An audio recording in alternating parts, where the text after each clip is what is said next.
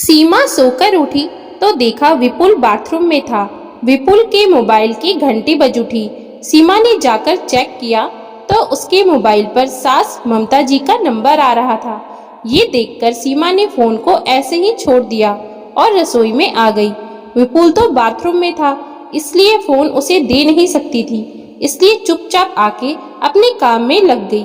वैसे भी सासू माँ को बिल्कुल पसंद नहीं था कि सीमा विपुल के फोन को उठाए। शादी के कुछ दिन बाद जब वो इस शहर में नए नए शिफ्ट हुए थे, तब सासू माँ ने विपुल के मोबाइल पर फोन किया था। उस दिन सीमा ने विपुल का फोन उठा लिया था। तब इस बात पर सासू माँ बहुत नाराज हो गई थी कि तुमने विपुल का फोन क्यों उठाया है, तुम क्या उसका फोन चेक करती हो। वो समझाती रह गई थी कि विपुल इस समय सो रहे हैं, इसलिए उसने विपुल का फोन उठाया। पर ममता जी तो सुनने का नाम ही नहीं ले रही थी। आखिर उस दिन के बाद से सीमा ने कभी भी अपने पति का फोन नहीं उठाया। उसके फोन पर अगर उनका फोन आता है तो ही वो बात करती थी, पर ऐसा बहुत कम होता था क्योंकि फोन लगाने की जिम्मेदारी सिर्फ सीमा की थी। ममता जी तो उसे कभी फोन नहीं लगाती थी। हाँ, पर वो 3-4 दिन तक बात नहीं करती तो ममता जी विपुल को फोन लगाकर जरूर शिकायत कर देती थी कि सीमा उन्हें फोन नहीं लगाती। खैर, थोड़ी देर बाद विपुल बाथरूम के बाहर आया तो उसने अपना फोन चेक किया और फिर ममता जी को फोन लगा दिया। काफी देर तक वो ममता जी से बात करता रहा। उसके हाव भाव से लग रहा था कि वो ममता जी को समझाने की कोशिश कर रहा था। ये सब कुछ सीमा देख रही थी, पर कुछ बोल नहीं रही थी। हालांकि वो अच्छे से जानती थी कि आखिर ममता जी ने विपुल को फोन क्यों लगाया होगा। आखिर कल ही तो वो लोग 4 दिन वहां रहकर उनसे अच्छे से मिलकर यहाँ आए थे। खैर, उसने तो अपना ध्यान अपने काम पर लगा लिया। इधर ममता जी से विपुल बात करने के बाद अपना फोन रखकर सीधा सीमा के पास आया और बोला, सीमा, क्या करके आई हो तुम घर पर? अब मम्मी मुझे सुना रही हैं। उसकी बात सुनकर सीमा अनजान बनते हुए बोली, क्या किया है मैंने? मुझे तो ऐसा कुछ भी याद नहीं। तुम आते समय अपनी अलमारी को ताला लगाकर आ गई हो। चाबी कहाँ है उसकी? अच्छा, वो चाबी तो मेरे पास है, मेरे पर्स में ही होगी।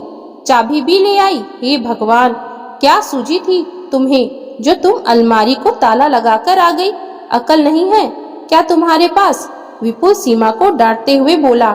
हाँ, ये तो तुम सही कह रहे हो, अकल नहीं है मुझ में।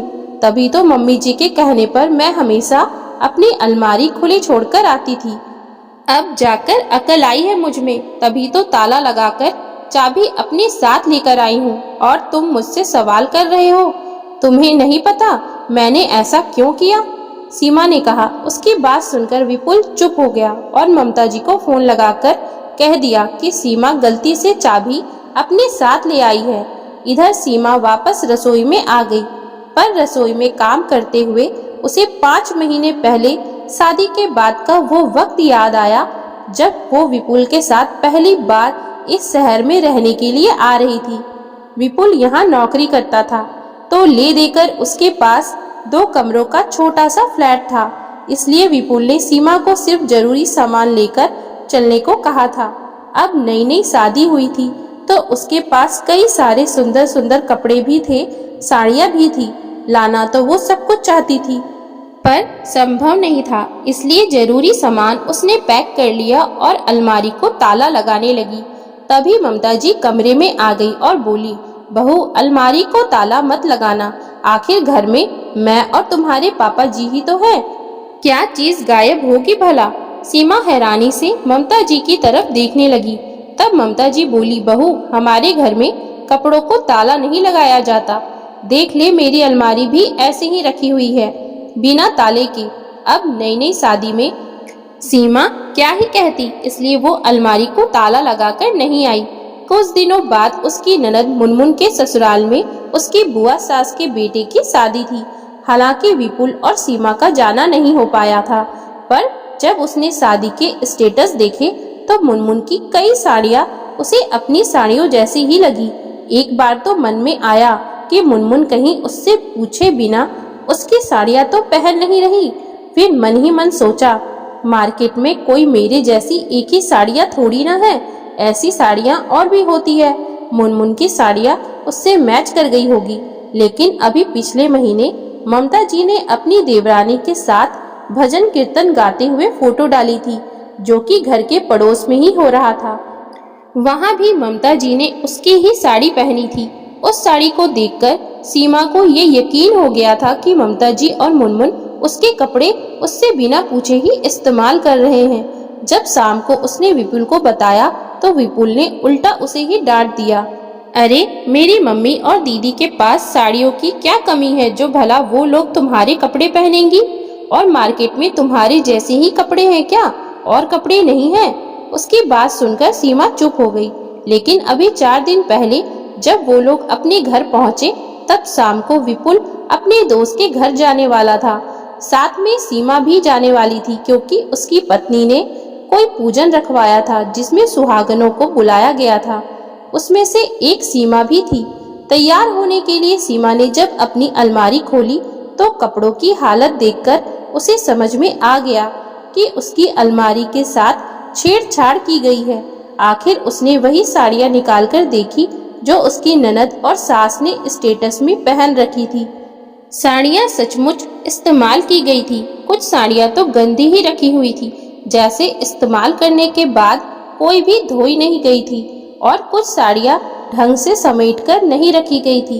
एक बार तो उसका जी किया कि ममता जी से जाकर पूछे, लेकिन तभी विपुल जल्दी करने लगा, इसलिए उसमें से कोई एक साड़ी निकालकर उसने पहन ली और तैयार होकर बाहर आ गई। जब घर के बाहर निकली तो आस पड़ोस की कुछ औरतें खड़ी हुई थी। उनमें से एक ने तो कह दिया, अरे बहू, अभी तो शादी को ज्यादा दिन नहीं हुए हैं, नई साड़ी ही पहन लेती, क्या सास की साड़ी पहनकर जा रही है? ये सुनकर विपुल हैरानी से देखने लगा। इधर सीमा गुस्से से उसे घूर रही थी, जैसे कह रही हो कि देखो, मैंने कहा था ना। खैर, विपुल ने सीमा को इशारा किया और वो जाकर चेंज करके आ गई और विपुल के साथ उसके दोस्त के घर चली गई। दोस्त और उसकी पत्नी ने उनका अच्छे से स्वागत किया।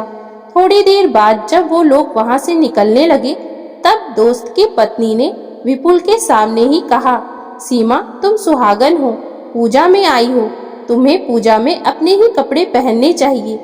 ये सुनकर विपुल हैरान होकर उसकी तरफ देखने लगा और बोला, भाभी, आप क्या कह रही हो? मुझे समझ में नहीं आया। मैं तो ये कह रही हूँ कि सीमा अपनी ननद के कपड़े क्यों पहनकर आई है। एक दिन हम मंदिर की झांकी देखने गए थे, तब मुनमुन दीदी भी हमें मिली थी, उन्होंने यही साड़ी पहन रखी थी। अब उससे वो लोग क्या कहते? सीमा को तो बहुत गुस्सा आ रहा था। जब वो लोग घर आए तो ममता जी वहीं बाहर वाले कमरे में बैठी हुई थी। सीमा कुछ कहने को हुई ही थी कि विपुल ने उसे रोक दिया। वो चुपचाप अपने कमरे में आ गई। तीसरे दिन वो अपने मायके चली गई। तब वहां से आते समय उसकी मम्मी ने उसे 5 साड़ियाँ विदाई में दी। वो साड़ियाँ लाने के बाद उसने वो सब अपने बैग में ही रख ली। ये देखकर ममता जी ने कहा, बहू, कहाँ लेकर जा रही है ये साड़ियाँ? इन्हें तो अलमारी में ही रख दे, वहाँ तो वैसे भी तो सूट पहनती है।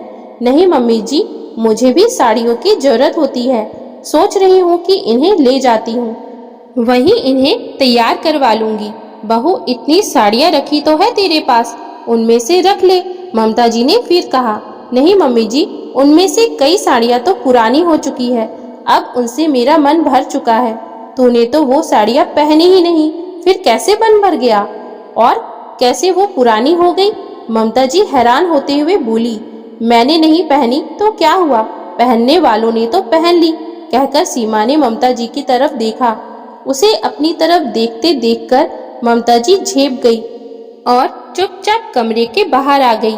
लेकिन सीमा आते समय अलमारी में ताला लगाकर आ जाएगी, ये उन्होंने सोचा नहीं था। फिर उन्होंने दोबारा फोन किया और अब की बार सीधे सीमा से बात की। बहू, तू अलमारी को ताला लगाकर क्यों गई? तुझे मना किया था ना मैंने कि अपने घर में ताला लगाने की जरूरत नहीं है। उसमें से हम कोई चीज निकाल रहे थे क्या? सुनकर सीमा ने बड़ी बेफिक्री के साथ कहा, मम्मी जी, जब आप कोई चीज निकाल ही नहीं रहे थे तो फिर आपको परेशानी क्या है कि मेरे अलमारी पर ताला लगा हुआ है? अलमारी मेरी, कपड़े मेरे, क्या फर्क पड़ता है। बेचारे मेरे कपड़े अपने आप ही बाहर निकलकर गंदे हो जाते हैं, उलट पुलट हो जाते हैं। अब ताला लगा होगा तो उनकी बाहर निकलने की हिम्मत नहीं होगी। सीमा के ऐसा कहते ही ममता जी ने फोन काट दिया। उन्होंने विपुल को फोन किया तो विपुल ने उन्हें पड़ोसी महिला और उसकी दोस्त की पत्नी की कही हुई सारी बातें बता दी और कहा कि मम्मी, आपको अंदाजा भी है आप लोगों के कारण हमें कितनी शर्मिंदगी उठानी पड़ी थी, इसलिए सीमा ने जो भी किया वो गलत नहीं किया है, मैं उसके साथ हूँ। कहकर विपुल ने फोन रख दिया। साथ ही साथ ये भी कह दिया, मम्मी, आपके पास कपड़े की कोई कमी नहीं है, बहू के कपड़ों पर नजर रखना छोड़ दो और दीदी को भी समझा दो। हालांकि इस बात से ममता जी बहुत चिढ़ चुकी थी, पर वो कर क्या सकती थी, इसलिए उन्होंने चुप ही रहना ठीक समझा। दोस्तों, आप ही बताइए कि क्या सीमा की सास और ननद का सीमा से बिना पूछे उसकी अलमारी से उसके कपड़े निकाल निकाल कर इस्तेमाल करना सही था या गलत।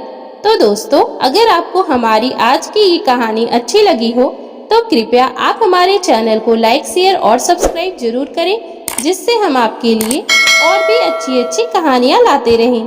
Thank you for watching.